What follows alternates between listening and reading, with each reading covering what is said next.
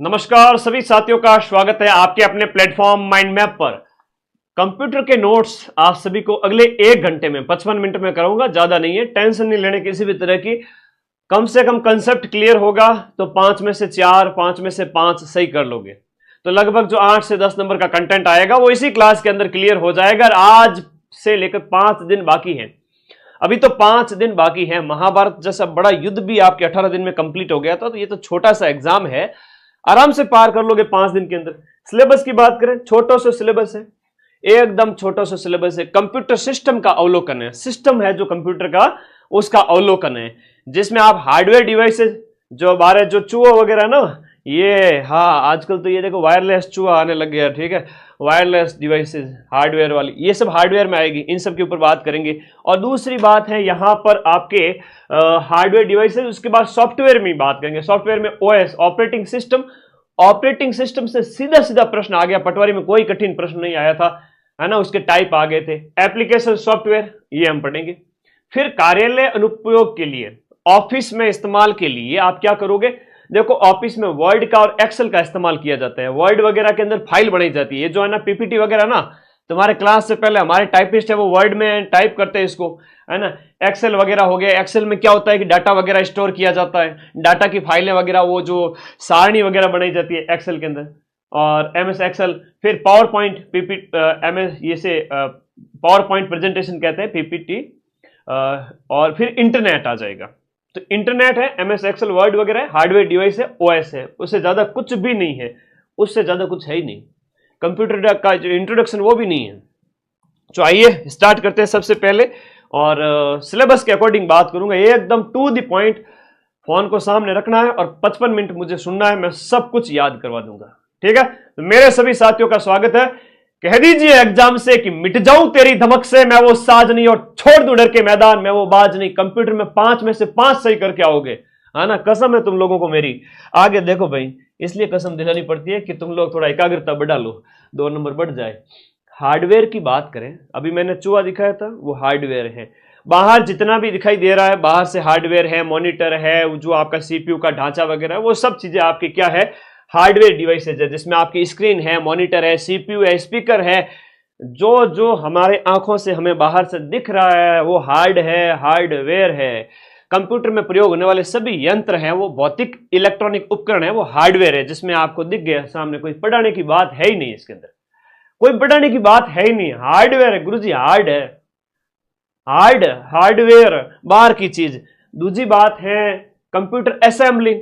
अब असेंबल करना मतलब इकट्ठा करना एक साथ में, जैसे आप पुलिस की ट्रेनिंग वगैरह लेते हो तो गन असेंबलन वगैरह आपको सिखाया जाता है, ठीक है। तो ये चीजें आपको ध्यान रखना है, इसमें होता है कई बार तो कंप्यूटर के हार्डवेयर भागों को आपस में जोड़ करके असेंबल किया जाता है। असेंबल मतलब इकट्ठा करना, असेंबल मतलब इकट्ठा करना। हार्डवेयर के दो देखो प्रकार कौन कौन से, हार्डवेयर में क्या क्या आ जाता है, सीपीयू। अब जो मैं गोला बनूं वो एग्जाम में प्रश्न बनेगा, जो मैं ज्यादा गोला बना के इंपोर्टेंट लिखूं वो प्रश्न बनेगा। जैसे पूछ लेंगे सीपीयू का नाम पूरा full form, central processing unit. Central processing unit जैसे कंप्यूटर का खोपड़ों का है, जहां पे सारी गतिविधि वहीं होती है। और फिर है 2 भाग है इसके अंदर, अब ये प्रश्न भी एग्जाम में आता है, इतने से काम नहीं चलता है। सीपीयू के अंदर भी आपका कंट्रोल यूनिट है, सीयू है। और एक प्रश्न ये पूछा जाता है एएलयू का फुल फॉर्म क्या है, अरिथमेटिक लॉजिक यूनिट, जो गणितीय गणनाएं, आंकड़ों की गणना के लिए काम में आता है, वो एएलयू है, सीयू है, कंट्रोल यूनिट, ये सब सीपीयू का भाग है। और सीपीयू अपने आप में एक हार्डवेयर है, ठीक है, कोई टेंशन वाली बात नहीं है। फ्री माइंड से पढ़ते जाओ, किस किस का दुखड़ा रोए, दिन भर पढ़ के शाम को आराम से मुंह ढक के सोए। टेंशन नहीं लिया ना तो सिलेक्शन से तुम्हारा ही होगा, हाँ तुम्हारा होगा, तुम्हारा। ऐसे क्या देख रहे हो, तुम्हारा ही कह रहा हूं मैं। बेटा मुस्कुरा रहे हैं कि सर मेरा, हाँ बिल्कुल होगा यार, क्या बात है इसमें, कोई मतलब हर एक बच्चा नौकरी लेगा इसमें। देखो ये आपका सीपीयू है सीपीयू मतलब जो, जहां से अभी मैं लाइव हो रहा हूं तो मेरे सामने मेरा सीपीयू पड़ा है, जहां मेरा लाइव वाला सिस्टम पड़ा है, तो सीपीयू से ही सारी गतिविधि होती है, जिसमें आपका स्टोरेज डिवाइस होता है, आपका मेमोरी वाला भी होता है, प्रोसेसर भी होता है, मदरबोर्ड भी होता है, ग्राफिक कार्ड भी लगता है। ग्राफिक कार्ड वगैरह घना चौका चौका लगाया हो, एकदम देसी घी की तरह, नहीं तो तुम्हारा वो सिस्टम चला ही नहीं, है ना। ये तो मैं रात दिन देखता रहता हूँ, नॉलेज है इतना। पावर सप्लाई का सिस्टम भी होता है, सॉफ्टवेयर मतलब स्टोरेज भी है, मेमोरी भी है, प्रोसेसर भी है, स्टोरेज भी है, मेमोरी भी है और प्रोसेसर भी है, सब सीपीयू मात्र में लगे। ठीक है, और जो कंप्यूटर है, जो कंप्यूटर सिस्टम है उसका खोपड़ा जो है ना वो सीपीयू ही है। सीपीयू वाला डब्बा जो दिखा साइड में पड़ा रहता है बड़ा सा, सबको पता है, फॉर्म भरवाने जाते हो सब देखते हो ई मित्र वालों पे, किसी ने नहीं देखा हो तो। पेरिफेरल हुए इनपुट डिवाइस, पेरिफेरल डिवाइस जिसकी हम बात करें तो इसके अंदर आपका इनपुट और आउटपुट आएंगे। इनपुट डिवाइस क्या है, आउटपुट डिवाइस क्या है, मेमोरी यूनिट और संग्रह यूनिट, ये पेरिफेरल के अंदर आते हैं। तो थोड़ा सा ध्यान रखना कि ये एक शब्द है, इसमें हम सब डिवाइस की बात करेंगे। इनपुट है, आउटपुट है ना, और फिर मेमोरी यूनिट भी आती है। इनपुट आउटपुट के बाद मेमोरी भी आती है, संग्रह यूनिट भी आती है। सीधो सीधो प्रश्न थारे पेपर में मैंने छप चुको है कि स्टोरेज यूनिट कौन कौन सी है बताओ, पटवारी के पेपर में आया था। हाँ, स्टोरेज यूनिट कौन कौन जिसमें स्टोर किया जाता है। क्या तो थारो पेट है जट खावन खंडा जो गया, काम के नकाज के दुश्मन अनाज के का गुरु जी यूं मत क्यों। तो देखो स्टोर करना मतलब जो आंकड़े वगैरह डाटा स्टोर करने की बात करते हैं ना, संग्रह किसमें होता है, हार्ड डिस्क वगैरह है, एसएसडी है, ये स्टोरेज डिवाइस है। मेमोरी की अलग यूनिट होती है, रैम है, रोम है, स्टोरेज की हार्ड डिस्क, एसएसडी वगैरह। और इनपुट आउटपुट याद रखना है, पेरिफेरल कहलाते हैं ये। मदरबोर्ड पर सारा इलेक्ट्रॉनिक सर्किट जुड़ा होता है जिसपे ये मदरबोर्ड है, तो ये सीधी सी बात। ठीक है, अब एक इनपुट डिवाइस का प्रश्न आता है। इनपुट जिससे हम कोई निर्देश देते हैं कंप्यूटर को कि भाई कुछ चीज है वो बाहर आ जाए आउटपुट के रूप में। कोई काम हम करने बैठते हैं तो माउस से हम क्या हुआ आपका इनपुट देते हैं, है ना, या स्कैनर हो गया। तो एक ये बस स्क्रीनशॉट, इसको अच्छे से पढ़ लेना। इसमें से एक प्रश्न तुम्हारे 6 में से 6 पारी के अंदर छप चुका है, समझ लीजिएगा। छप गया है, समझ लीजिए क्या छप गया है सर। इनपुट में keyboard, joystick, scanner, barcode reader, इन सब से आप इनपुट देते हैं, तब हमें आउटपुट रिजल्ट मिलता है। जिसमें हेडफोन है, हेडसेट है तो गाने सुनाई देते हैं तो आउटपुट प्राप्त होता है। स्क्रीन है, स्क्रीन भी एक आउटपुट है। प्लॉटर वाला थोड़ा ज्यादा पूछ लेते हैं आजकल, प्लॉटर याद रखना।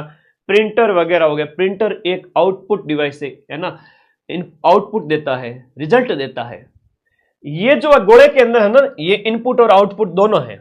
ये इनपुट और आउटपुट दोनों है, इनपुट भी है और आउटपुट है, जिसमें डिजिटल कैमरा भी है, पेन ड्राइव है, टच स्क्रीन है, बहुत ज्यादा पूछा जाता है, सीडी डीवीडी है, वेब कैमरा है जो आपके कंप्यूटर के आगे लगा रहता है।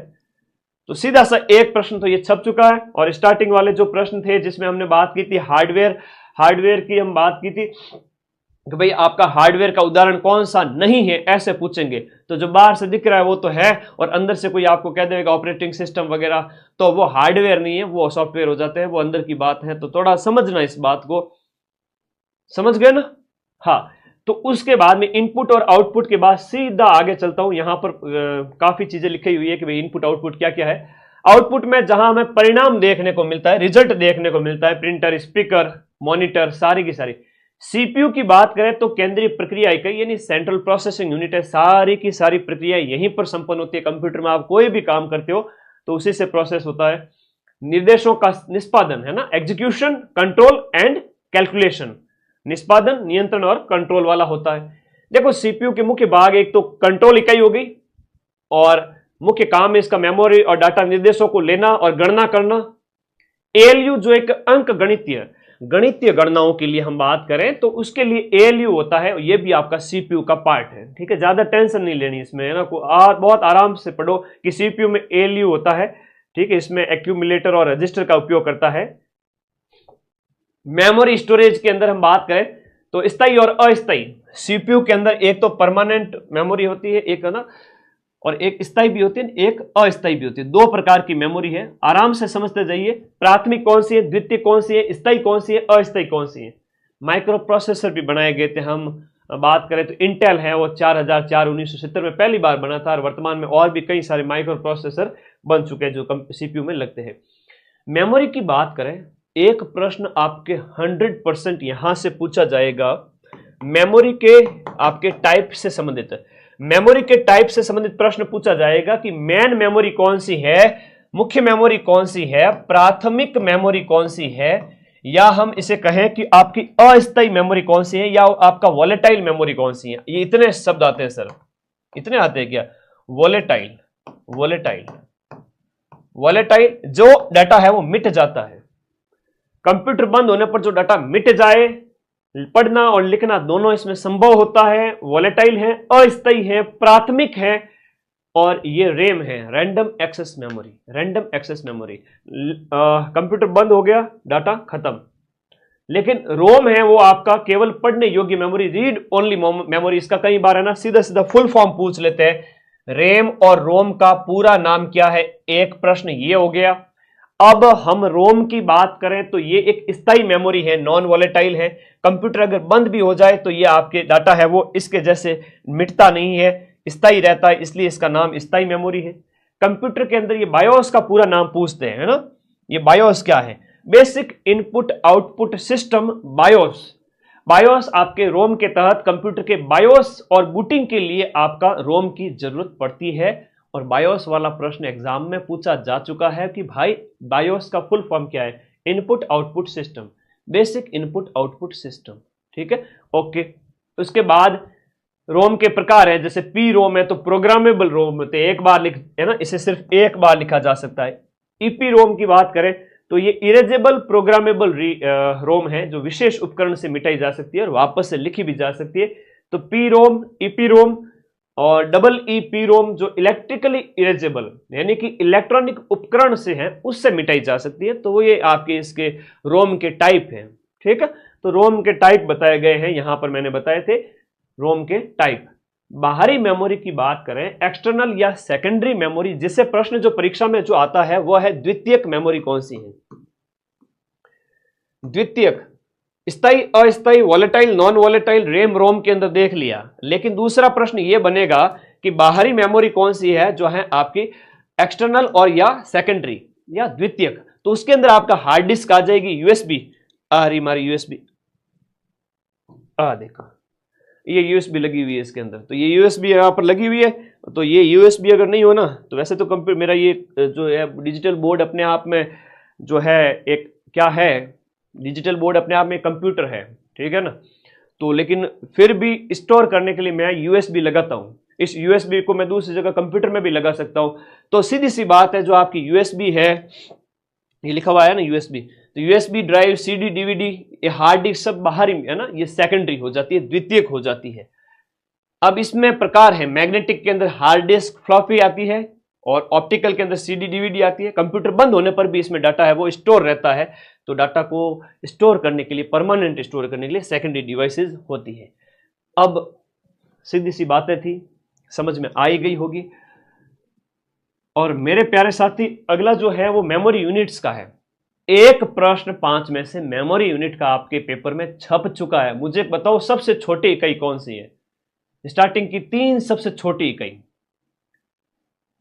स्टार्टिंग की सबसे 3 छोटी इकाई बताओ। मेमोरी यूनिट एक बार के लिए छोड़ दीजिए। जैसे हम बात करें बिट, बाइनरी डिजिट 0 या 1, कंप्यूटर का सबसे छोटा जो है वो आपका डाटा यूनिट बाइनरी डिजिट के अंदर होता है। तो इसको हम बात करें, इसको ऐसे नहीं समझ पाओगे आप, इसको ऐसे समझ पाओगे। कंप्यूटर का सबसे छोटा डाटा की बात करें तो ये होता है आपका बाइनरी डिजिट, और बाइनरी डिजिट है आपका 0 या 1, इस तरह से 0 या 1। बाइनरी डिजिट 1 बिट बराबर, मतलब 1 बिट मतलब बाइनरी डिजिट है ये 0 या 1। फिर हम बात करें 4 बिट मिलकर के एक निब्बल बनाते हैं। 4 बिट मिलकर के, बहुत बढ़िया मनोज कुमार सैनी, सारा बिट बाइट निब्बल। तो ऐसे लिखो ना, बिट बाइट। देखो सबसे पहले बिट हो गया, बाइट हो गया, फिर निब्बल हो गया। तो 1 नंबर पे ये हो गया, 2 नंबर पे ये हो गया, 3 नंबर पे आपका, जैसे 1 बिट से सबसे स्टार्टिंग से हमने स्टार्टिंग यहां से की, बाइनरी डिजिट है ये। बाइनरी डिजिट जो है वो आपका 1 बिट एक बाइनरी डिजिट होता है, जिसे 0 या 1 हम कहेंगे। और जो आपका, एक सेकेंड, बाइनरी डिजिट 0 या 1 वो एक बिट को कहेंगे। अब 4 बिट मिलते हैं तब निब्बल बनता है। तो आपका बिट से निब्बल, निब्बल से आपका बाइट बनता है, 8 बिट से बाइट बनता है। 1024 बाइट होते हैं तब 1 केबी बनता है। 1024 केबी वाला है वो परीक्षा में पूछ लिया जाता है कई बार। तो एमबी बनता है, एमबी डाटा खर्च होता है, तुम सबको पता होगा। ये 1000 एमबी है तो 1 जीबी बनेगा, 1 जीबी डाटा। और 1024 जीबी होगा तब टीबी बनेगा। टीबी 1024 मिलेंगे तब पेटाबाइट बनेगा, है ना। और उसके बाद में पेटाबाइट से हेक्साबाइट, हेक्साबाइट से जेटाबाइट। तो थोड़ा सा याद रखना, एक प्रश्न आपके पेपर में यहां से छप चुका है। सबसे हम बात करें, बिट एक छोटी इकाई है जो कि आपकी एक बाइनरी डिजिट होती है, 0 या 1। अब बिट आपका हम बात करें 4 बिट मिलकर के एक निब्बल बनाते हैं। तो पहला बिट हो गया, उसके बाद में हमने बात की निब्बल की, तो बिट 4 मिलते हैं तब एक निब्बल बनता है, ठीक है। तो ये डिवाइस, ये थोड़ा याद रखना, किलोबाइट वाला ये पूछ लेते हैं, केबी वाला पूछ लेते हैं, नॉर्मल आप फोन वगैरह यूज करते हैं, डाटा का पता चलता है कि भाई जो है बाइट 1024 बाइट है तब जाके के आपका किलोबाइट बनता है। ये सब डाटा आपके खर्च होते हैं, पता चलता है इतने एमबी चले गए। आज से 5-10 साल पहले जियो नहीं आया था, तब से हम कह रहे थे कि भाई इतने हमारे केबी चले गए, इतने एमबी चले गए। आज के टाइम में तो तुम जीबी का भी टेंशन नहीं लेते कि इतने जीबी डाटा आ गए। 5-5 जीबी, 2-2 जीबी रोज के तुम 10-15-20 के एक्स्ट्रा रिचार्ज करके भी क्लास देखते रहते हो। तो पहले के टाइम में तो हम बात करें 10 साल पहले, जो सोच करके टेंशन होती थी कि इतने एमबी जा रहे हैं, तो एमबी से आपका जीबी इस तरह से छोड़ जाए। प्रश्न पक्का है इनमें से। स्टोरेज डिवाइस की बात करें, स्टोरेज डिवाइस जो है वो आपके कंप्यूटर में डाटा स्टोर करने के लिए 2 प्रकार की मेमोरी है। एक तो प्राथमिक मेमोरी, प्राथमिक में हमने रैम रोम की बात की थी, और रैम रोम प्राथमिक इकाई के अंदर आएगी। देखो बहुत प्यारा क्वेश्चन है। प्राथमिक स्टोरेज इकाई के अंदर हमने बात करी प्राइमरी स्टोरेज मीडिया, जिसके अंदर रैम और रोम है, लेकिन ये वोलेटाइल है, नॉन वोलेटाइल है। स्थायी जो है आपके रैम है वो जो है अस्थायी। अभी हमने इसके बारे में बात की थी, स्थायी और अस्थायी के बारे में। तो वोलेटाइल, नॉन वोलेटाइल, ये कंप्यूटर के सीपीयू के तत्कालिक डेटा उपलब्ध कराती है। तो प्राथमिक में तो ये आ जाएगी, दोनों ही प्राथमिक के अंदर है, दोनों ही प्राथमिक में, ठीक है। लेकिन द्वितीयक के अंदर कहें, ये मोस्ट इंपोर्टेंट प्रश्न है, एग्जाम में आपसे पूछा जाएगा, सेकेंडरी स्टोरेज डिवाइस कौन सी है, जो हार्ड डिस्क है, फ्लॉपी डिस्क है, एसएसडी है। इसका प्रश्न सीधा सा परीक्षा में पूछ लिया जाता है। फ्लॉपी डिस्क, ये आपकी, इसका निर्माण कैसे होता है, तो माइलर प्लास्टिक से बनी होती है। इसका डाटा ट्रैक और सेक्टर में व्यवस्थित किया जाता है। डाटा पढ़ने के लिए डिस्क ड्राइव का इस्तेमाल करते हैं इसके अंदर, और एक्सेस विंडो डाटा पढ़ने का स्थान होता है फ्लॉपी डिस्क में। फिर इंडेक्स हॉल है वो फोटो सेंसर द्वारा डिस्क की स्थिति निर्धारित करने के लिए। सारी बातें नहीं पढ़ूंगा, मैन जहां से प्रश्न आता है वही पढ़ाऊंगा। इसकी विशेषताएं हैं वो आपका बताया गया। डाटा है वो आपका चुंबकीय रूप में स्टोर होता है। पुराने समय में मुख्य रूप से ऑपरेटिंग सिस्टम और एप्लीकेशन स्टोर करने के लिए इसका इस्तेमाल जो है होता था। हार्ड डिस्क की बात करें, हार्ड डिस्क कंप्यूटर का जो है वो मुख्य स्टोरेज डिवाइस है ना, ये भी याद रखना, परमानेंट डाटा स्टोर करता है और मुख्य डिवाइस है स्टोरेज की आपकी हार्ड डिस्क है। कितने की हार्ड डिस्क लगी हुई है हम कहते हैं इस टाइप से। तो मास स्टोरेज डिवाइस जो है बड़ी मात्रा में डाटा स्टोर करता है। हार्ड डिस्क का एक प्रकार है सब। ऑनलाइन स्टोरेज डिवाइस की बात करें तो अलग अलग इसके अंतर्गत आ जाएगा। इसकी संरचना वगैरह ज्यादा इंपॉर्टेंट नहीं है, डिस्क प्लेटर वगैरह ये ज्यादा इंपॉर्टेंट नहीं है। इसके बाद हम बात करें सीडी रोम की बात करें, compact disc read only memory, ये इसका फुल फॉर्म है। सीडी रोम का फुल फॉर्म है, कॉम्पैक्ट डिस्क सीडी का फुल फॉर्म है कॉम्पैक्ट डिस्क। अब ये ऑप्टिकल स्टोरेज डिवाइस है, ऑप्टिकल मतलब प्रकाश से संबंधित। तो ऑप्टिकल स्टोरेज डिवाइस होता है और रोम है वो आपका, मैं इसको A4 साइज के पेज में भेजूंगा, सिर्फ 15 पेज। 4th ग्रेड के लिए कंप्यूटर के फोटो लगे हुए हैं ना, जैसे ये फोटोज लगे हुए थे ना, तो ऐसे में फोटो लगे हुए सिर्फ 15 पेज के अंदर आपको A4 साइज के नोट्स देने वाला हूं। अभी टेलीग्राम ग्रुप में ज्वाइन कर लो फटाफट, सारे साथी टेलीग्राम में जाओ। ये देखो टेलीग्राम का लिंक दिया हुआ है नीचे ब्लैक कलर की पट्टी में, ब्लू कलर का, उस पर क्लिक करो और टेलीग्राम में जाके ज्वाइन बटन कर लो। तो मैं वो A4 साइज के 15 पेज कर दूंगा इसमें, ताकि आप लोगों के लिए सहूलियत हो जाए। ऑप्टिकल स्टोरेज डिवाइस है, रोम आधारित, केवल पढ़ने, रोम है वो आपका केवल पढ़ने के लिए, लिखने के लिए क्षमता सीमित होती है। सीडी रोम की बात हो रही है। संरचना इसके अंदर बताया गया है। पिट्स है वो डाटा के संकेत हैं, लेंस डाटा की खाली जगह होती है। लेजर है वो आपका डाटा पढ़ने लिखने के लिए इस्तेमाल होता है, और फोटो डिटेक्टर है वो लेजर से परावर्तित प्रकाश को सेंसर करता है। कैसे इसको पढ़ा जाता है सीडी को, वो बताया गया है। दिमाग को तंदुरुस्त रखें, नींद लेवे फुल, तभी समझ में आ जाएगा आराम से। लेजर द्वारा इसे पढ़ा जा सकता है। इन सबको ज्यादा नहीं पढ़ना है। स्थायी डाटा स्टोरेज की डिवाइस है, परमानेंट। डीवीडी का फुल फॉर्म है डिजिटल वीडियो डिस्क। डीवीडी क्या होती है? डिजिटल वीडियो डिस्क होती है, जो ऑप्टिकल स्टोरेज डिवाइस सीडी के समान है, लेकिन ज्यादा डाटा संग्रह के लिए। डीवीडी में ज्यादा डाटा संग्रह किया जाता है, सीडी में कम होता है। ठीक है, इसकी संरचना भी बताई गई है, कैसे कैसे क्या होता है, वो ज्यादा इंपॉर्टेंट नहीं है।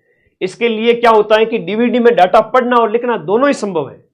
अब उच्च घनत्व हाई डेंसिटी के कारण अधिक स्टोरेज क्षमता होती है, और ड्राइव डाटा एक्सेस के लिए डीवीडी ड्राइव का इस्तेमाल किया जाता है। डाटा एक्सेस के लिए हम किसका इस्तेमाल करेंगे?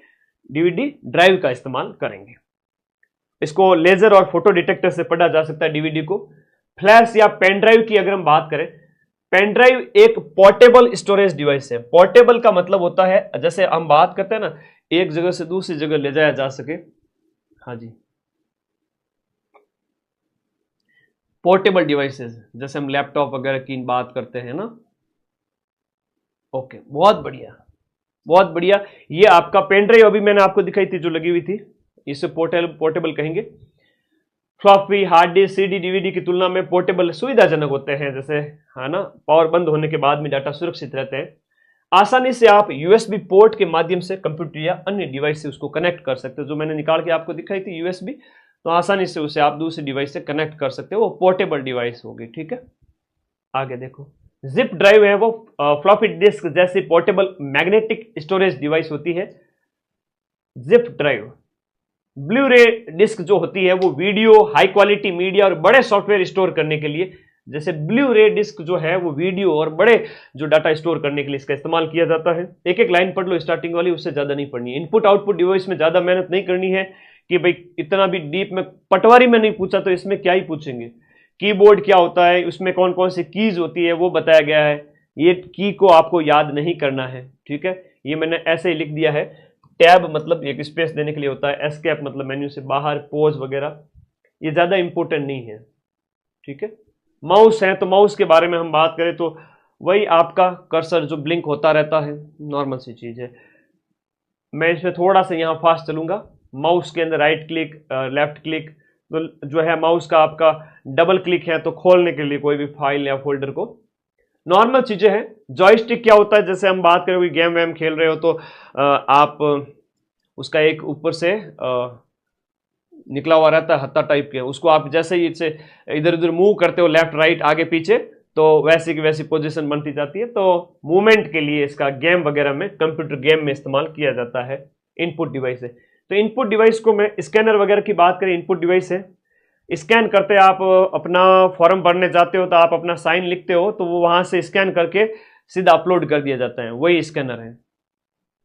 वेब कैमरा क्या होता है, जो आपके लैपटॉप के आगे लगा रहता है, जिसमें आप वीडियो कॉल पे बात करते हो ना फोन पे, वैसे के वैसे सामने वाला दिखता जाता है। तो ये इनपुट आउटपुट डिवाइसेज है, इसमें मैं ज्यादा यहाँ टाइम वेस्ट नहीं करूंगा, सीधा आगे बढ़ता हूं। हम सीधा आगे चलते प्रिंटर पर। प्रिंटर में सिर्फ 2 मिनट में समझिएगा। प्रकार पूछा जा सकता है, किस प्रकार की डिवाइस है। प्रिंटर एक आउटपुट डिवाइस है जिससे हमें रिजल्ट प्राप्त होता है। यहां देखिएगा, इंपैक्ट प्रिंटर, बीम प्रिंटर जिसे कहते हैं, डॉट मैट्रिक्स होते हैं। इसमें क्या है, इंक के ड्रम का इस्तेमाल जो किया जाता है और दबाव से जो छपते हैं अंक वगैरह, उसमें होता है। तो डॉट डेजी चैन और ड्रम, डॉट डेजी चैन और ड्रम है वो इंपैक्ट के प्रकार है। और नॉन इंपैक्ट के अंदर इंकजेट और लेजर आता है। तो इसको ज्यादा टेंशन नहीं लेनी, आराम से समझो। ये है वो आपका कम गुणवत्ता वाला होता है, इंपैक्ट वाला है वो आपका कम गुणवत्ता वाला होता है, और ये है वो आपका ज्यादा क्वालिटी वाला होता है। ठीक है, ज्यादा गुणवत्ता। देखो, पढ़ने को तो अथाह चीज है, लेकिन मैं वो चीज पढ़ाऊंगा जो आपको याद रह सके, और जहां से आप प्रश्न सही कर सके परीक्षा के अंदर। बाकी तो दुनिया भर की चीजें हैं, सीधे परीक्षा में जो प्रश्न आएंगे मैं वही बताऊंगा। तो मेरा कोशिश है कि अगले 5 दिन के अंदर जो 100 क्वेश्चंस का जो कंटेंट है पूरा 120 में से लगभग आप सही कर ही देवे। 100, 90, 85, किसी ने थोड़ी कम की है तो 80 कर ले, तो सिलेक्शन हो जाएगा। प्रिंटर में इसमें क्या है कि इंक का इस्तेमाल किया जाता है, इंक ड्रम का इस्तेमाल होता है, याद रखिएगा। उसमें लेजर का इस्तेमाल, लेजर प्रिंटर हो गया, इंक जेट हो गया। एक इसमें लाइन और कैरेक्टर दोनों होते हैं, जिसमें डॉट मैट्रिक्स, डेजी, ड्रम और चैन ये हो गए। और नॉन इंपैक्ट है वो ज्यादा गुणवत्ता वाला है, इसमें स्याही वाला इस्तेमाल होता है। ठीक है, ऑपरेटिंग सिस्टम का सीधा सीधा प्रश्न पटवारी के पेपर में यह पूछ लिया था। ऑपरेटिंग सिस्टम सीधा सीधा प्रश्न पटवारी के पेपर में पूछ लिया था। आपके सिलेबस में जो पॉइंट है ना वो बता रहा हूं। जैसे हमने बात की यहां पर हार्डवेयर की बात कर ली थी और उसके बाद हम आगे आए हैं। हार्डवेयर के अंदर आपने इनपुट और आउटपुट डिवाइसेस की बात की थी, हार्डवेयर की बात की थी, सारी चीजें बात कर चुके हैं। फिर आपका जो ऑपरेटिंग सिस्टम है ना, एप्लीकेशन सॉफ्टवेयर वगैरह, इनकी बात करेंगे। फिर एमएस ऑफिस वर्ड वगैरह और इंटरनेट, इनकी ओर चले हैं। एक सीधा सा प्रश्न आपके पटवारी के पेपर में पूछा था, यहां पर ऑपरेटिंग सिस्टम कौन सा निम्न में से नहीं है, निम्न में से कौन सा ओएस नहीं है, बस ये प्रश्न आया था। इससे अलावा कुछ भी नहीं पूछा मेरे भाई। सेलेक्ट हो जाओ, पोथी पढ़ पढ़ जग मुआ, सिलेक्शन भया न कोई, टू द पॉइंट सामग्री लास्ट में रिवीजन माइंड मैप से कर लो, तुरंत सिलेक्शन हो। ओएस की अगर बात करें, विंडो आता है, लेकिन वर्ड, माइक्रोसॉफ्ट वर्ड जो ऑप्शन में दिया जाता है वो आपका ओएस नहीं है, ठीक है, वो ऑप्शन में आता है। लेकिन विंडोज का जो आता है वहां पर कंफ्यूज मत हो ना, विंडो तो आपका ऑपरेटिंग सिस्टम में आता है, मैकओएस आता है, लिनक्स का मोस्ट फेवरेट क्वेश्चन है। लिनक्स तो लिनक्स ऑप्शन में होता ही होता है। Linux, Chrome, Android, iOS, Apple, Unix और बीएसडी, ये कुछ टाइप थे। अगर आप थोड़ा सा दिमाग का इस्तेमाल करो तो आपका एक प्रश्न सही हो चुका है। हाँ, मैं तो आप लोगों को 4th ग्रेड बनाकर एकदम लूंगा। सही कर रहे हो, सही बात कर रहे हो, कमेंट आपका सही है बेटा, क्योंकि मैंने ठान लिया कि 4th ग्रेड नहीं बेटा, चतुर्थ श्रेणी कर्मचारी बोलो, 4th ग्रेड ऑफिसर बोलो। हाँ, वो तो तुम्हें इंपॉर्टेंस तब पता चलेगी जब ऑफिस जाओगे, कोई कहेगा तुम्हारे लिए कि मेरे तो वो है पियोन साहब हैं, तो उस समय तुम्हें फील होगा। अभी एक बार बन जाओ, उसके बाद भले ही तुम 1st ग्रेड बनो, ऑफिसर बड़े बड़े बनो, तो तुम्हारी इच्छा है, जो भी हासिल करो। एक बार बनो तो बनो तो सही, नौकरी तो लगो। राजरी नौकरी बड़ी इंपॉर्टेंट है बेटा, ठीक है ना। जिन टाइम गवर्नमेंट जो हेल्थ वगैरह में जो आरजीएसएस कार्ड वगैरह से इलाज, कभी स्वास्थ्य का खुदा न खास्ता कुछ हो, लाखों रुपए का इलाज फ्री में मिलता है। कई सुविधा है यार, तुम एंट्री तो करो। तुम बड़े बड़े साहब के वो लेफ्ट हैंड, राइट हैंड और मिडिल हैंड हो जाओगे, तो समझो मेरी बात को यार, तुम समझते नहीं हो, ये बहुत बड़ा पद है। जब लगोगे ना फिर पता चलेगा।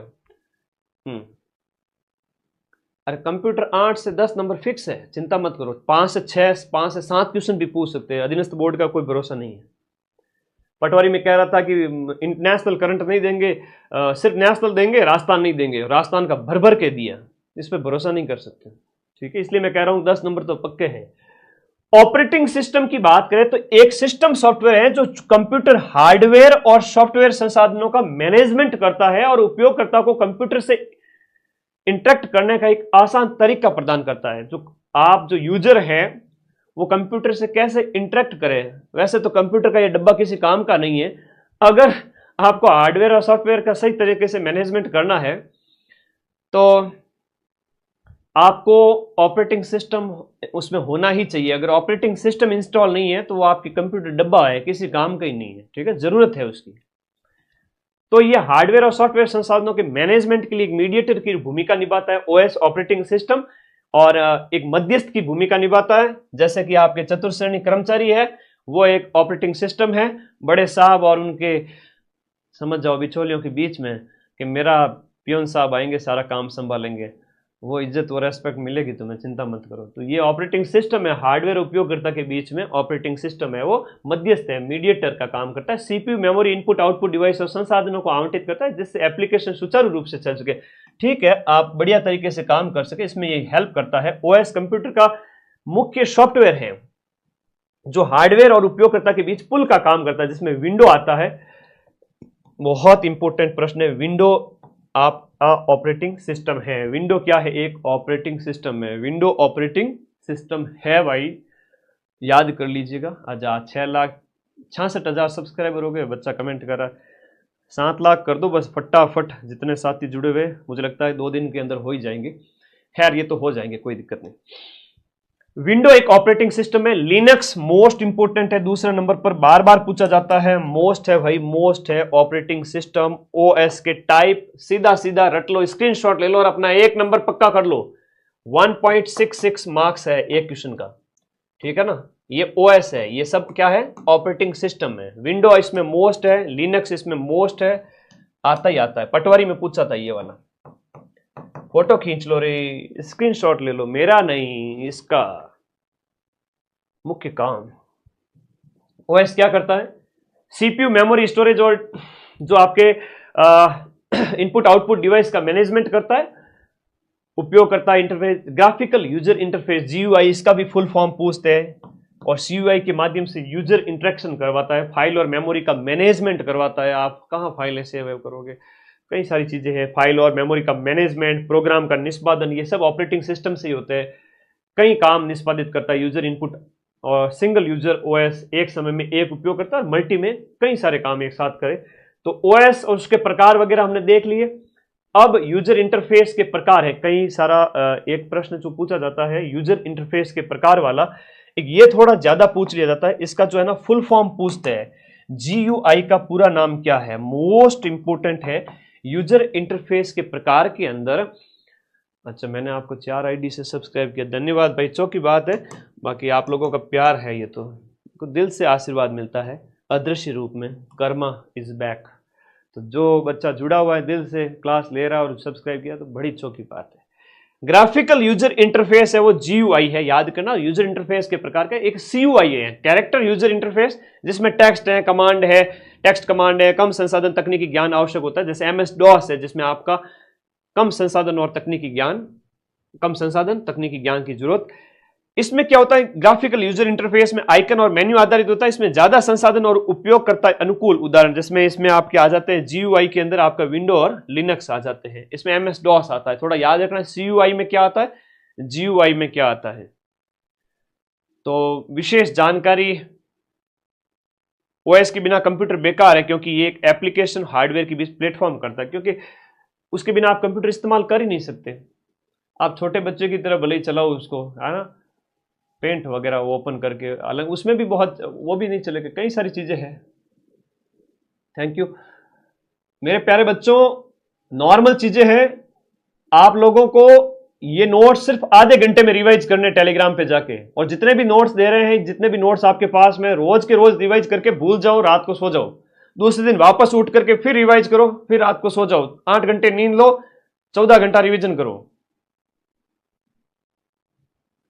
जगमार के याद होगा, याद होना पड़ेगा। बस अगले 4-5 दिन यही करो, पर एक ओएमआर पर अभ्यास जरूर कर लेना, ठीक है। गोड़ा वोड़ा गलत भर के आगे ना देख लेना, ठीक है। ओएमआर का थोड़ा सा अभ्यास कर लो। ओएस कंप्यूटर का पहला सॉफ्टवेयर है जो बूटिंग के समय मेमोरी में लोड होता है, ठीक है जी। मुख्य काम मेमोरी, ये ओएस के काम है, यहां पर फाइल मैनेजमेंट वगैरह है, ये मैंने बता दिए थे। ओएम सिस्टम का जो इतिहास है, ओएस सिस्टम का ऑपरेटिंग, पहला वास्तविक उपयोगकर्ता जो ओएस है वो आपका GMNA इनपुट आउटपुट, ये 1956 का है, जनरल मोटर्स के द्वारा। ये कई सारे चीजें, यूनिक्स है वो 1969 का है, यूनिक्स है 1969 का है। मैं A4 साइज के नोट्स दूंगा, इसलिए यहां पर वो है वो लाइनिंग कर रहा हूं। विंडोज 10 1.0 है वो आपका 85 का है। एप्लीकेशन सॉफ्टवेयर, एप्लीकेशन सॉफ्टवेयर,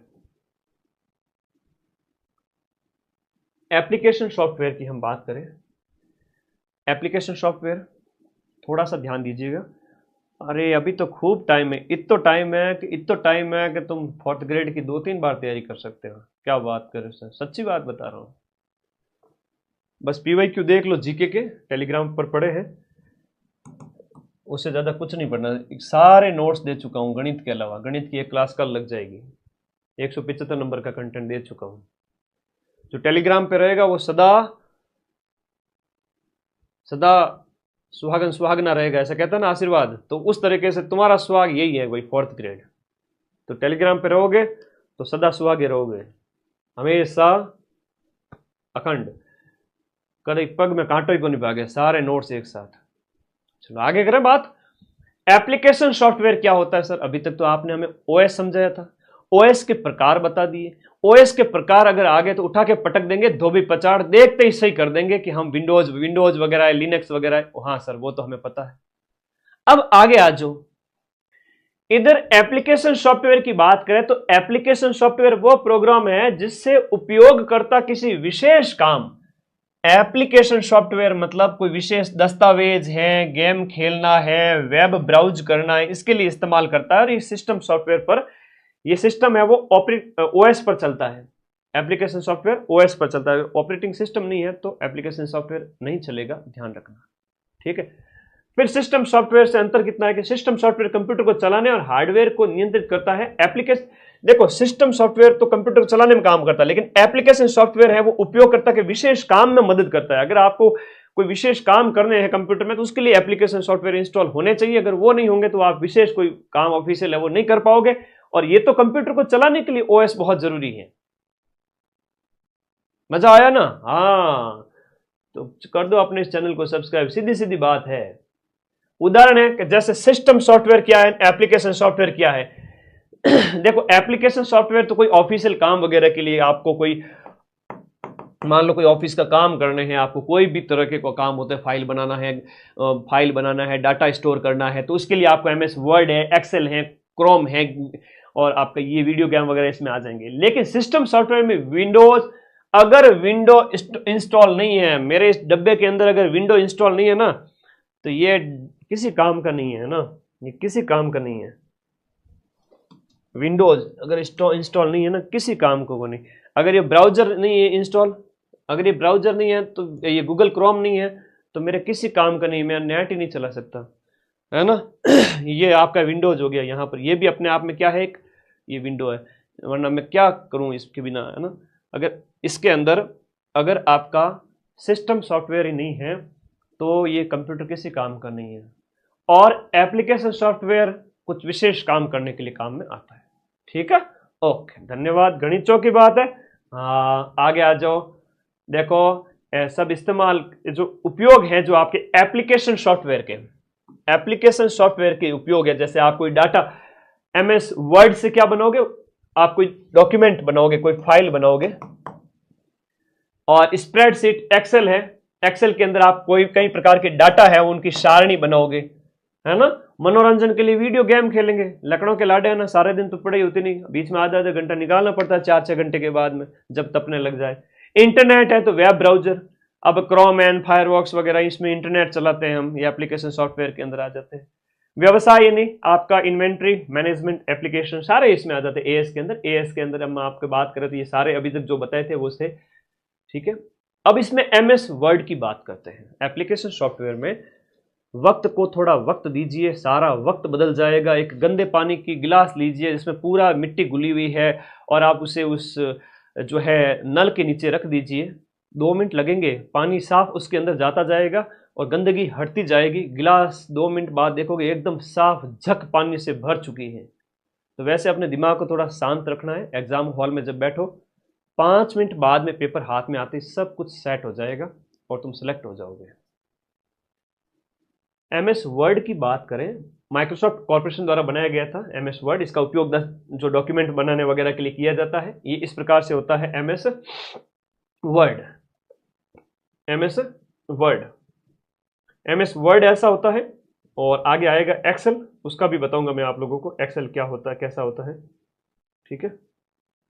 अब इसमें कई सारी चीजें वर्ड के अंदर, तो आप जाकर पे, जैसे मेरी पीपीटी है, मैं आपको जो पढ़ाता हूं ना, ये पीडीएफ है। अब इस पीडीएफ को बनाने के लिए हमारे टाइपिस्ट साहब बहुत मेहनत करते हैं, ठीक है, दिन रात लगे रहते हैं, ठीक है। तो वो सब इसी में बनाते हैं वर्ड के अंदर। और एक्सेल है तो कोई अगर ऑफिशियल कोई काम वगैरह है, डाटा का स्टोर करना, ये एक्सेल के अंदर है। जैसे यहाँ सारणी बनानी है, कोई स्कूल का रिजल्ट वगैरह होता है बच्चों का, इस तरह से डालना, या कोई कॉमर्स के डाटा वगैरह डालना है, तो वो एक्सेल के अंदर हो गया, ठीक है। और कोई फाइल बनानी है तो फाइल बनानी है, पीडीएफ वगैरह बनानी है। जैसे मैं बच्चों को पढ़ा रहा हूं, मैंने कहा टाइपिस्ट को कंटेंट भेजा, मैंने कहा सर ये बना दीजिए अपने पीडीएफ बच्चों को पढ़ाने के लिए, यहाँ पर लिख लीजिए माइंड में, आप हारा वही जो लड़ा नहीं, इस तरह से बढ़िया डिजाइन करिए, तो वो आपके वर्ड के अंदर फाइल बनाएंगे, ठीक है। तो ये इसमें वो इसका इस्तेमाल करेंगे, समझिए इस बात को। एमएस वर्ड माइक्रोसॉफ्ट ऑफिस का हिस्सा है। जो वर्ड है वो माइक्रोसॉफ्ट ऑफिस का ही पार्ट है। इसमें माइक्रोसॉफ्ट ऑफिस के मुख्य प्रोग्राम क्या है, मोस्ट इंपोर्टेंट चीज यहां पर लिखी हुई, 2 बातें लिखी हुई, एक ये लिखी हुई है, एक ये लिखी हुई है। वर्ड है वो ऑफिस का हिस्सा है। माइक्रोसॉफ्ट ऑफिस के अंदर वर्ड भी आता है, एक्सेल भी आता है, पावर पॉइंट प्रेजेंटेशन भी आता है, ये सब आता है, ठीक है, एमएस वर्ड के अंदर। MS ऑफिस के अंदर ये सारे आते हैं। वर्ड ऑफिस का ही पार्ट है। वर्ड को शुरू करने वाली फाइल है वो शॉर्ट में winword.exe दिया गया है। शॉर्टकट भी दिए गए, अगर आप एस दबाओगे कंट्रोल के साथ फाइल सेव हो जाएगी। ये नॉर्मल चीजें हैं जो ज्यादा डीप में नहीं पूछी जाएगी। रूलर क्या होता है? MS वर्ड में 2 प्रकार के रूलर होते हैं, जो हॉरिजेंटल होता है और वर्टिकल होता है। तो अलग अलग उसकी साइज वगैरह बताई गई है। पैराग्राफ को कैसे लिखना है, इसमें आप ज्यादा माथापच्ची न करें। मेन्यू बार वगैरह, स्टेटस बार कहाँ क्या, इसमें ज्यादा माथापच्ची न करें। ठीक है, मैं सीधा आगे चलूंगा। MS के बाद में मेल मर्ज वगैरह ये सब आगे बात करते हैं। अब इसके बाद सीधा इसमें तो क्या कैसे यूज करना वो सारी चीजें बताई गई। जो ज्यादा माथापच्ची वाली बात है वो मत है ना, इसमें ज्यादा टाइम वेस्ट मत करना। जो सीधा 5 में से मैं बता देता हूं क्वेश्चन कौन कौन से आएंगे। वही कंप्यूटर के हार्डवेयर सॉफ्टवेयर से एक क्वेश्चन आएगा, हार्डवेयर से इनपुट आउटपुट वाला, मेमोरी वाला, इंटरनेट वाला। तो तुम क्या सोचते हो कि पूरे सिलेबस को ना पढ़े और इसी एक को ही रटते जाए? ये तो फेल होने के लक्षण है। एक को नहीं रटना है, पूरे सिलेबस को पढ़ना अच्छे से। याद हुआ तो ठीक, नहीं तो टेंशन नहीं लेनी, आगे बढ़ो। बहुत बड़ा सिलेबस है तो सारे पार्ट है वो कवर कर लीजिए। इसलिए मैंने कहा कि आपका MS जो माइक्रोसॉफ्ट ऑफिस का जो पार्ट है वर्ड, उससे आगे हम बढ़ चुके हैं। उसका दूसरा पार्ट माइक्रोसॉफ्ट ऑफिस का वर्ड के बाद में है एक्सेल। वर्ड समझ लिए बस बहुत है, उसके बाद एक्सेल को समझ लो थोड़ा सा बहुत है। 5 में से 1 या 2 बमुश्किल, 1 या 2 क्वेश्चन बमुश्किल। 2 क्वेश्चन यहां से आ गए, 1 इंटरनेट से आ गया, 1 हार्डवेयर से आ गया। उससे ज्यादा कितने प्रश्न ही नहीं है। 15 प्रश्न होते तो मैं लालच करता। तो हमेशा सिलेक्शन की रणनीति पे ध्यान रखो कि आउटपुट कितना मिल रहा है। ज्यादा लालची होना चाहिए पढ़ाई के अंदर कि भाई हमें जितना फायदा होगा हम उतने सेल्फिश बनकर पढ़ाई करेंगे। ठीक है, तो एक्सेल की प्रकार की बात करें, एक्सेल है वो स्प्रेडशीट एप्लीकेशन सॉफ्टवेयर है। एक्सेल इज स्प्रेडशीट, इंपोर्टेंट है ये लाइन, थोड़ा रट लेना, दिमाग में बिठा लेना। एक्सेल स्प्रेडशीट एप्लीकेशन सॉफ्टवेयर, इसका प्रयोग है वो एक्सेल में आते ही आप डाटा, एक्सेल में डाटा, और हमने बात की वर्ड के अंदर फाइलें बनाई जाती हैं। नॉर्मल सामान्य जानकारी किसी भी बच्चे ने अगर सिर्फ आधा घंटा ये क्लास देख ली और जिंदगी में कभी कंप्यूटर नहीं पढ़ा है तो भी 5 में से 3 4 उसके ऊपर डिपेंड करता है, वो सही करके आ जाएगा। जिसने थोड़ा सा चेक कर लिया वो 5 में से 5 सही करेगा। ठीक है, कोई कठिन प्रश्न नहीं आएगा, आएगा ही नहीं, देख लेना। वर्कशीट का पहला, इसमें कैसे तैयार की जाती है ये आपको याद रहेगा। एक्सेल का एक जो पेज खुला हुआ है, अब इसमें कैसे क्या बनाते हैं वो मैंने लिखा है हालांकि, लेकिन एक रीडिंग मार लेना, टाइम बर्बाद मत करना। फिर से कह रहा हूं, इसमें टाइम बर्बाद नहीं करना है। सिलेक्शन लेना है तो टाइम बर्बाद नहीं करना है। इसमें स्लाइड कैसे बनाई जाती है, स्लाइड का व्यू कैसा आता है, ये शॉर्टकट वगैरह अभी काम के नहीं है। ठीक है, कंट्रोल के साथ में जो है दबाओगे की को तो सेव हो जाता है, कॉपी हो जाता है, पेस्ट हो जाता है, इस तरह से है। सामान्य चीजें हैं, इसमें समय बर्बाद नहीं करेंगे। लास्ट वाला पार्ट है इंटरनेट आज की क्लास का। 5 ही प्रश्न है, इसलिए कह रहा हूं टेंशन नहीं लेनी है, ज्यादा आउटपुट हमें लेना है। साची बात है हमारी, तो नॉर्मल पढ़ लो, बहुत है।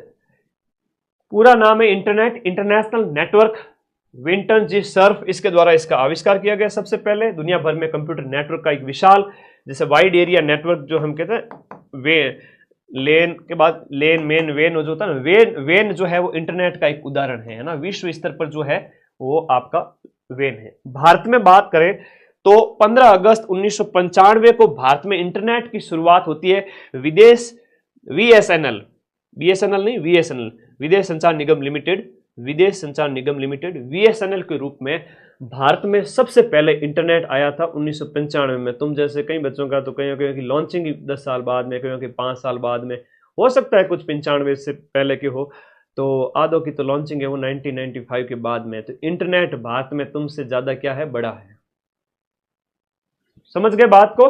तो वेन अपने आप में एक इंटरनेट का हो गया आप विश्व स्तर पर जो है, और भारत में 1995 में शुरू होता है। भारत का पहला सार्वजनिक जो IS पे विदेश संचार निगम लिमिटेड था, भारत का पहला जो आया था, हम उसकी बात करें। हाँ, आ गया जो पहला नेटवर्क जिसने इंटरनेट की नींव रखी थी। ये बहुत बढ़िया प्रश्न है, ये बहुत बढ़िया प्रश्न है। आगे देखो, 10 क्लास पूरी करा दो। 10 तो पूरी हो रही है ना, कोई दिक्कत ही नहीं है। 10 क्लास तो पूरी हो रही है। कितनी क्लासें करवा दी अभी तो, उसमें से ऐसी ऐसी क्लासें लाऊंगा, तुम बस सब्र रखो। पहला नेटवर्क जिसने इंटरनेट की नींव रखी वो आपका अर्पा नेट था। पहला नेटवर्क जिसने इंटरनेट की नींव रखी थी वो अर्पा नेट था। ठीक है। अच्छा सर, कंपटीशन रहेगा तो सिर्फ माइंड मैप विद्यार्थियों वालों का ही रहेगा? बिल्कुल, सिलेक्शन तो माइंड मैप वालों का मैक्सिमम होना ही है, टेंशन ना ले। इंटरनेट की बात करें, इंटरनेट है वो आईपी प्रोटोकॉल, इस पे काम करता है, टीसीपी या आईपी प्रोटोकॉल पर काम करता है इंटरनेट। और पहला नेटवर्क जिसने इंटरनेट की नींव रखी थी वो अर्पानेट। और भारत का पहला सार्वजनिक आईएसपी है वो वीएसएनएल है। 1995 में इंटरनेट की शुरुआत होती है। इसका फुल फॉर्म भी कई बार पूछ लेते हैं, वर्ल्ड वाइड वेब, WWW जो आईपी एड्रेस होता है, आप लिखते हो, सर्च करते हो। हम बात करें डीएनएस का मतलब होता है डोमेन नेम सिस्टम। ये कल पूछा गया था कांस्टेबल में, ये कल कांस्टेबल के पेपर में पूछा गया था। बहुत ही अच्छा प्रश्न है, फुल फॉर्म थोड़ा सा याद कर लेना। डोमेन नेम सिस्टम डीएनएस है। इंटरनेट एक्सेस जो हम बात करें, इंटरनेट एक्सेस करने के लिए वेब ब्राउजर का इस्तेमाल, जैसे क्रोम, फायरफॉक्स, सफारी, ओपेरा। आप क्रोम में कोई भी चीज सर्च करते हो तो खुल जाती है, ओपन हो जाती है, तो ये इंटरनेट के लिए क्या है? ब्राउजर है। क्या है? Web browser. तो एग्जाम में सीधा सा प्रश्न आता है, निम्न में से कौन सा वेब ब्राउजर का उदाहरण है? नहीं है। तो भाई इंटरनेट चलाने के लिए क्रोम, फायरफॉक्स, सफारी, ज्यादातर हम क्रोम का इस्तेमाल करते हैं, गूगल क्रोम जो है, तो इंटरनेट चलाने के लिए तो वेब ब्राउजर है ये। फाइल डाउनलोड करने, डाउनलोडिंग, फाइल को अपलोड करना, अपलोडिंग। यूआरएल का फुल फॉर्म आपसे पूछेंगे। यूआरएल मतलब यूनिफॉर्म रिसोर्स लोकेटर। वेबसाइट या फाइल के पते को क्या कहते हैं? वेबसाइट या फाइल का पता। वेबसाइट आपने सर्च किया, ये देखो यूआरएल यहां मैंने डाला, ओपन किया, ऐसे ऐसे कोई भी टैब खोला मैंने, जैसे ये रहा। अब यहां पर यूआरएल डालो है तो सर्च करो तो आ जाएगा सीधा सीधा। तो ये होता है यूआरएल का पूरा नाम, डीएनएस का पूरा नाम, आईपी एड्रेस, ये अलग अलग इंपॉर्टेंट नहीं है ज्यादा। ठीक है। राउटर पर आईपी एड्रेस लिस्ट देखने का कमांड है वो शो आईपी इंटरफेस होता है। पीएटी का प्रयोग एक आईपी एड्रेस कई यूजर को ग्लोबल इंटरनेट से कनेक्ट करने के लिए पीएटी का प्रयोग किया जाता है। शेल अकाउंट जो है कंप्यूटर सीधे नेट से नहीं जुड़ा है, आईएसपी कंप्यूटर से जुड़ता है, इसमें इनको छोड़ दीजिए। आईएसपी का पूरा नाम है इंटरनेट सर्विस प्रोवाइडर। इंटरनेट सेवा प्रदान करने वाला आईएसपी होता है। इंटरनेट सेवा प्राप्त करने के जो साधन है वो डायल अप है, लीज लाइन है, ब्रॉडबैंड है, ये ध्यान रखना। और डायल अप कनेक्शन है वो टेलीफोन लाइन के माध्यम से आईएसपी वो डायल अप होता है, ध्यान रखना। और उसके बाद में एएसपी का पूरा नाम है एप्लीकेशन सर्विस प्रोवाइडर होता है। एक सॉफ्टवेयर के माध्यम से सभी ग्राहकों को इंटरनेट सेवा प्रदान की जाती है। एचटीटीपी का फुल फॉर्म, हाँ मोस्ट इंपोर्टेंट है, एग्जाम में पूछ लिया जाता है, hyper text transfer protocol secure. HTTP का फुल फॉर्म एग्जाम में पूछा जाता है। इंटरनेट डेटा ट्रांसमिशन तकनीक है जो पैकेट स्विचिंग की तकनीक है, इसको छोड़ दीजिए। ये अर्पानेट जो सबसे पहले इंटरनेट की शुरुआत तो अमेरिकी रक्षा विभाग के लिए, इंटरनेट जब सबसे पहले आया था तो अमेरिका के जो डिफेंस सिस्टम है उसके लिए इंटरनेट की शुरुआत की गई थी विश्व में सबसे पहले, और वो अर्पानेट के थ्रू। अर्पा का नाम है एडवांस रिसर्च प्रोजेक्ट एजेंसी, जो अमेरिका के रक्षा विभाग ने 1969 में जब इसरो की स्थापना उसी साल में इंटरनेट की शुरुआत आम जनता के लिए 89 में खुला था, 20 साल बाद। एक्स्ट्रानेट क्या है? इंटरनेट जो ऐसा इंटरनेट जो बाहरी लोगों को अनुमति देकर आंशिक रूप से लिमिटेड लोगों को जो एक्सेस देवे वो है एक्स्ट्रानेट। इंट्रानेट निजी इंटरनेट नेटवर्क जो केवल संस्था के सदस्यों के लिए होता है, intranet, extranet.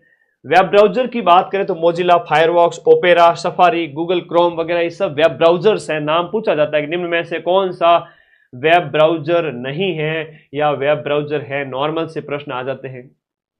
HTML container tag जो है यहां पर दिया हुआ है। REL attribute style sheet file को लिंक करने के लिए जो है प्रयोग किया जाता है। इनको आप छोड़ दीजिए एक बार के लिए। और बस आज के नोट्स कंप्लीट होते हैं। धन्यवाद, थैंक यू। ईमेल एक बाकी है, थोड़ा सा ये बताना चाहूंगा। इनमें एक तो इनका फुल फॉर्म पूछ लिया जाता है, टाइप और computer network. Type of computer network जिसमें लेन है, मेन है, वेन है, पेन है। लेन तो लोकल एरिया नेटवर्क, लोकल स्तर पर कंप्यूटर को जोड़ने के लिए इंटरनेट से। मेट्रोपॉलिटन एरिया, बड़े शहरों के लिए। वेन, वाइड एरिया नेटवर्क जो विश्व स्तर पर होता है, विश्व स्तर पर, और हम बात करें ये सबसे बड़ा है। और पर्सनल एरिया नेटवर्क पेन होता है। लेन का इस्तेमाल जैसे छोटे से लेवल पे, मेन का बड़े शहर के लिए, और वेन का वर्ल्ड लेवल पे, जैसे घर है, ऑफिस है, इस तरह, मतलब दूर दूर बताया गया पूरा देश के अंदर। लेन पढ़ लेना अच्छे से। लेन क्या होता है? लोकल एरिया नेटवर्क है, स्मॉल एरिया कवर करता है ना, स्मॉल एरिया कवर करता है, लार्ज एरिया कवर करता है, और इसके अंदर आपका सारी चीजें बताई गई हैं। इसको थोड़ा सा पढ़ना अच्छे से आएगा। ईमेल का थोड़ा सा पढ़ लेते हैं, 2 मिनट बस, क्लास खत्म होती है।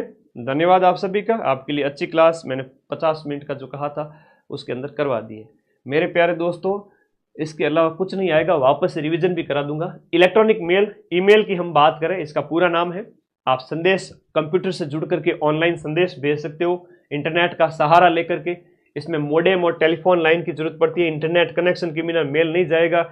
इसके लिए @ एक यूजर आईडी है, और @ के बाद में जो होता है @gmail.com, तो वो डोमेन का नेम होता है, और @ से पहले आपका जो नाम होता है वो यूजर की आईडी होती है, और बाद वाला जो है ना वो डोमेन नेम है। जैसे बात करूं धर्मवीर फिटनेस, बच्चा कमेंट कर रहा है, तो धर्मवीर फिटनेस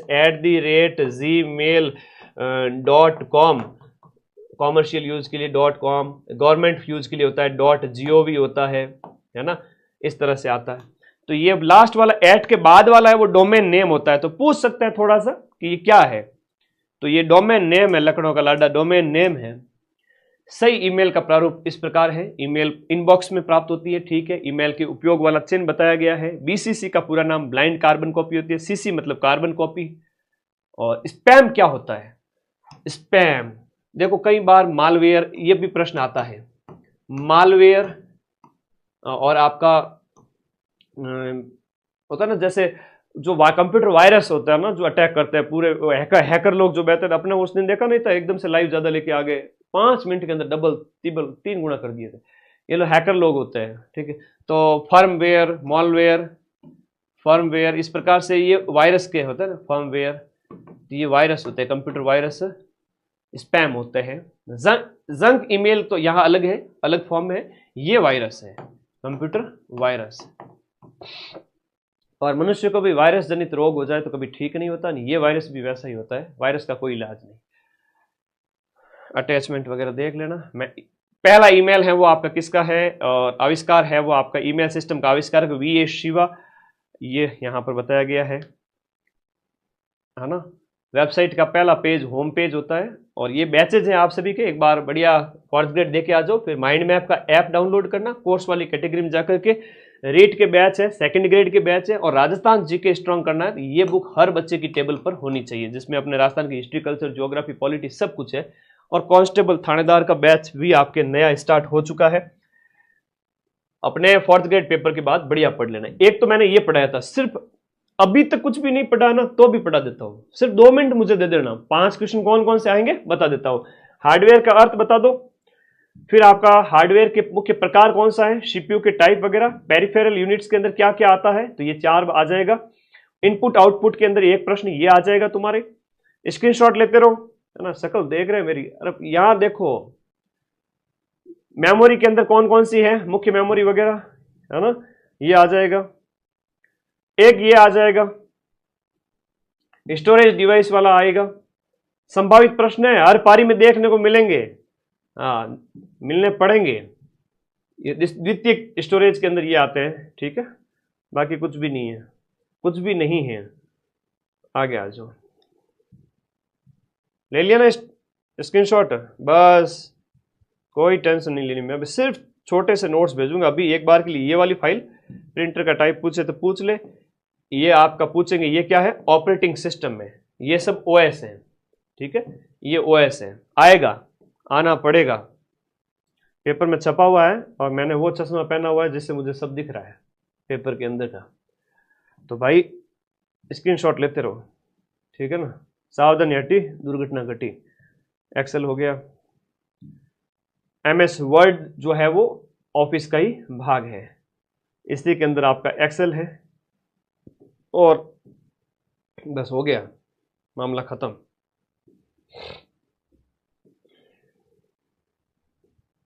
चलिए फिर एक थोड़ा इंटरनेट वाला देख लेना, लास्ट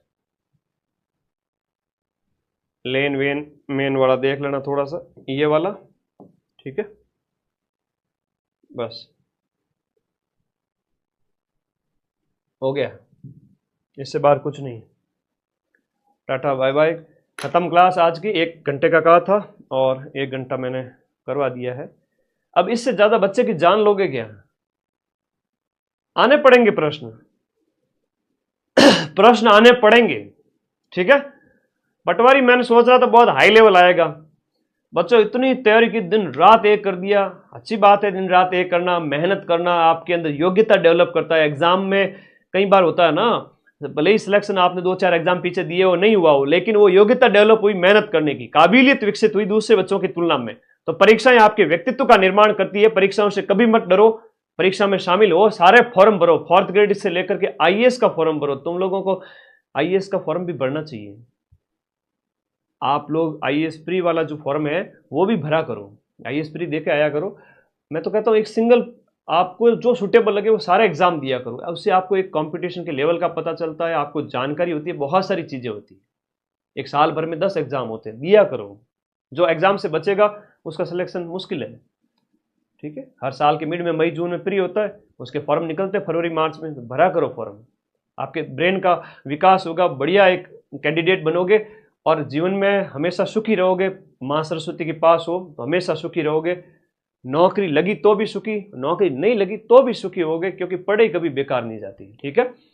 तो आप सभी के सिलेक्शन की पूरी संभावना है। अब मैं चलता हूं, अभी तो मुझे और क्लास लेके आनी है रात को। कल हिंदी की और मैथ की क्लास होगी, और एक क्लास तो जिसका तुम बड़ी बेसब्री से इंतजार करते हो वो अभी डिस्क्लोज नहीं करूंगा, हाँ, वरना कॉपी हो जाती है मार्केट में मदन सर की। चलो कोई नहीं, जितने साथी जुड़े हुए हैं एक बार बता देना कैसी चल रही है तैयारी, जोश कैसा है आप लोगों का, कमेंट बॉक्स में मैं सबकी कमेंट देखना चाहूंगा। थैंक यू, धन्यवाद, ओके बाय।